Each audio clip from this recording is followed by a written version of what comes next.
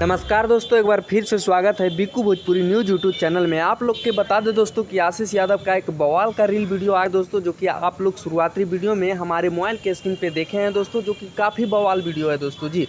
और आप लोग के बता दें कि ये गाना को भी रिलीज किया गया है दोस्तों यूट्यूब चैनल पे आशीष यादव इंटरटेनमेंट पे, जो कि तहलका मचा रहा है दोस्तों। लगभग ये गाना 2 दिन में 15 लाख व्यूज अजीब कर लिए हैं दोस्तों यूट्यूब पे, यानी क्रॉस कर गया है 15 लाख यानी 1.5 मिलियन व्यूज। तो बहुत तेज़ी से वायरल हो रहा है दोस्तों इंस्टाग्राम पे। तो जितने भी आशीष यादव के फैंस हमारे इस वीडियो को देख रहे हैं, ज़्यादा से ज़्यादा शेयर कीजिए दोस्तों। और आशीष यादव को आप लोग कितना ज़्यादा पसंद करते हैं, आप लोग अपना राय कमेंट बॉक्स में जरूर बताइएगा। और आप लोग के बता दें दोस्तों कि इस गाना का टाइटल है कठोर दिल हो तोर जी। आशीष यादव इस गाना को गाए हैं दोस्तों, और चिंटू राजा जी का लिखा हुआ गाना है, जो कि काफ़ी ज़्यादा आप लोग पसंद कर रहे हैं। तो आप लोग यूट्यूब पे सर्च कीजिए और ज़्यादा से ज़्यादा इस गाना को प्यार दीजिए। धन्यवाद दोस्तों, फिर मिलेंगे अगले कोई बवाल एंड बवंडर खबर के साथ।